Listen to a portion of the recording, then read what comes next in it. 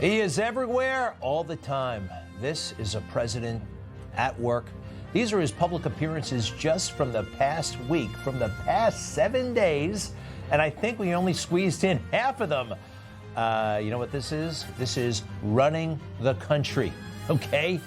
This is what it looks like, and sometimes it's not pretty, and sometimes you get red in the face, and sometimes you say the wrong thing, and sometimes not everybody's going to like it. But this is what it looks like.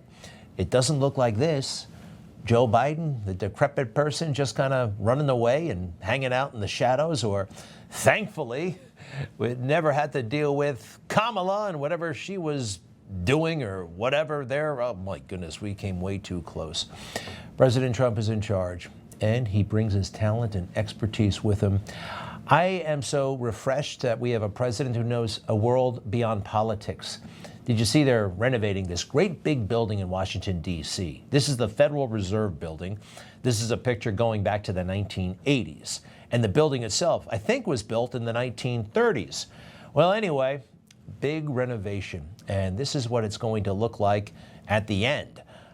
Glass and modern, yet retaining the old. And I don't know if it's really necessary, but it's happening, and it's very, very expensive. The construction has been going on for a long time, and it's very, very expensive.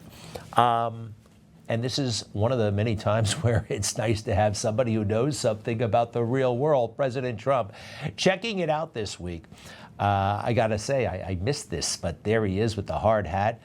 And Jerome Powell, the Fed chair, who, let's face it, is on thin ice because he's been, well, reluctant to take the cues of the President of the United States. Apparently, he doesn't think he has a boss.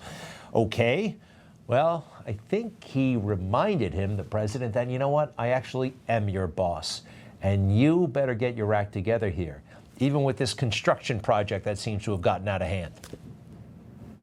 So we're taking a look, and it looks like it's about $3.1 billion. It went up a little bit, or a lot.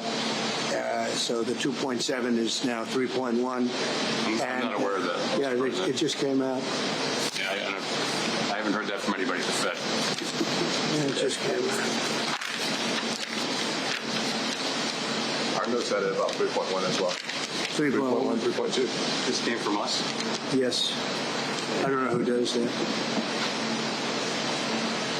You're including the Martin renovation. You just added our entire capital. Yeah, you just added in a third building. Is what that is. That's a third building. Well, no, but it's a building that's being built. No, it was built 5 years ago. We finished Martin 5 years ago. It's part of the overall work. Yeah, part of the overall work. These buildings have been around since the 1930s. This is an expansion, a multi-year expansion. Jerome Powell trying to weasel his way out of it in front of everybody. It did not work. And the guy really is kind of begging to be fired. As a real estate developer, what would you do with a project manager who would be over budget? Generally speaking, what would I do? I'd fire him. The question was, what would you do with somebody in real estate if the project was over budget? That was the answer. He does know this stuff, doesn't he? Right? I mean, before... A lot of politicians, they wear these hard hats for effect, for show. He wore it because he had to protect his head when he went to all these construction sites to make sure they were spending his money wisely. I like it. I hope you like it. And some other highlights from the week. We found out again, but it was actually extra special this time, to be made aware that all of this stuff was a total lie. A report this morning claims Russian President Vladimir Putin gave direct instructions to help elect Donald Trump president. It says that Vladimir Putin aspired to help Donald Trump win the election. And says we believe Vladimir Putin meddled in the election process and tried to hurt Hillary Clinton and help Donald Trump. So I'll cut the fake news a little bit of slack. They were being told this by the defense community, the intelligence community, the establishment. They put these nasty documents out. It looked all official.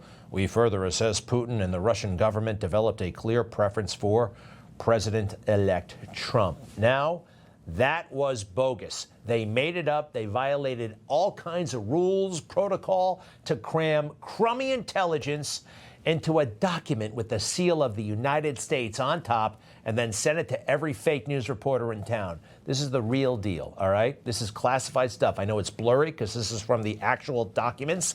I think we got it from the bottom of a filing cabinet. The intelligence community assessment ignored or selectively quoted reliable intelligence reports that challenged and in some cases undermined judgments that Putin sought to elect Trump. How about that one?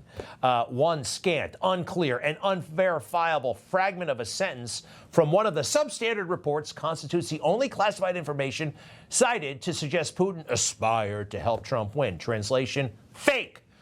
Putin's principal motivations in these operations were to undermine faith in the U.S. democratic process and to weaken what the Russians considered to be an inevitable Clinton presidency. That is a far cry from they really wanted President Trump. But they were trying to sabotage his administration, signal to the swamp, this is a Russian asset, you shouldn't work for him, blah, blah, blah, blah, blah. Tulsi Gabbard had a hell of a week. She released these documents, more documents, I think it was Tuesday, Wednesday, some last week, and front and center, she stood tall. What would you say to people who believe that you're only releasing these documents now to improve your standing with the president after he said that your intelligence assessments were wrong? Well, first, I want to correct something that you stated, which was citing the Senate Intelligence Committee's report as being one and the same. I think you said the intelligence community. The Senate Intelligence Committee has a very different function than the Office of the Director of National Intelligence. The evidence and the intelligence that has been declassified and released is irrefutable. I'm going to let Caroline speak to Secretary Rubio. The question, it was designed to embarrass Tulsi Gabbard. Yeah, the president said he disagreed with her on some Iran intelligence about a month ago or so. Nobody is thinking about this stuff, but it's all what they do in the swamp.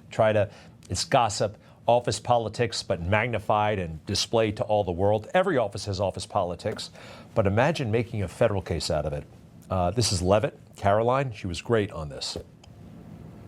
On Secretary Rubio, he put out a statement in 2020 following that Senate Intelligence Committee report, and he said what they found is troubling. We found irrefutable evidence of Russian meddling, which the Director of National Intelligence just confirmed for all of you, that Russia was trying to sow distrust and chaos. But what's the outrage in this that Secretary Rubio did not say at the time, the Democrats were saying at the time, is the fact that the intelligence community was concocting this narrative that the president colluded with the Russians, that the president's son was holding secret meetings with the Russians, all of these lies that were never true. There's that. And then to the whole thing, oh, Tulsi Gabbard only put this out to, I don't know, get back in the good graces of Trump. What a nasty, totally off the wall question. And they try to substantiate it by, well, a lot of people are asking this question. They're not. What she says right here about the cabinet, right? Always trying to make a war with these people, always trying to look at them, looking for any little thing. This is what I love. This answer says so much about the ways of the swamp and how they aren't going to be that way anymore. As for your second question, Caitlin, I think who is saying that she would release this to try to boost her standing with the president? Who has said that? Well, the president has publicly undermined her when it came to Iran. He said she was wrong. He told me that she didn't know what she was talking about. That was on Air Force One on camera. The only people who are suggesting that the Director of National Intelligence would release evidence to try to boost her standing with the president are the people in this room who constantly try to sow distrust and chaos amongst the president's cabinet, and it is not working. I will just answer your question directly. I am with the President of the United States every day. He has the utmost confidence in Director Gabbard. He always has. He continues to. And that is true of his entire cabinet, who is all working as one team to deliver on the promises this president made. Hear that?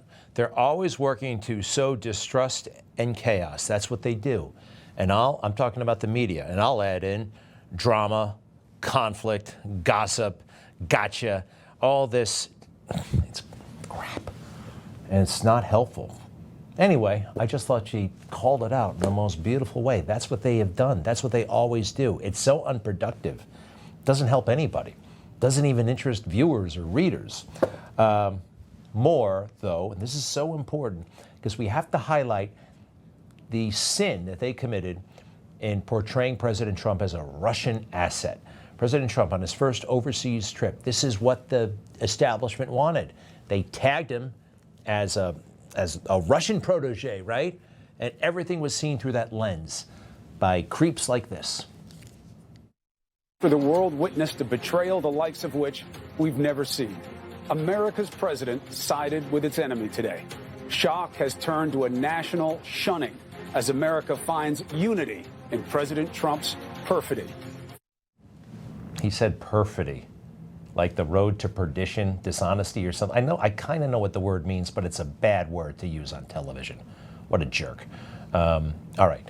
And then next, please. Remember, the outrage here is that President Trump dared disagree with the intelligence community. They're always wrong. It seems like they're wrong. And when they're not wrong, they're just inconclusive. Look at what they do next. Russia interfered in our election, period. And our government, with the exception of our president, knows this and believes that Russia is still trying to interfere right now. Joining us is former Defense Secretary, CIA Director, and White House Chief of Staff, Leon Panetta. Leon, thank you for joining us tonight. Very important to have you. Nice to be with you, Chris. What we lived through today, do you ever see anything else like it? This is probably the most tragic day in the history of the presidency. Because a United States president who's elected to defend and protect the United States of America against our adversaries stood up next to our adversary and said he trusts the Russians more than he trusts our own intelligence and law enforcement officials. That is tragic, and I have never seen a president in my lifetime ever make that kind of mistake. Well, you said it was the most tragic day.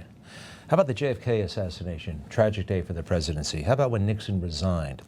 I believe the intelligence community had a hand in both of those events. That's Leon Panetta, the ex-defense secretary, congressman, deep stater, who signed the letter swearing that the Hunter Biden laptop was Russia disinformation. 2017. It worked.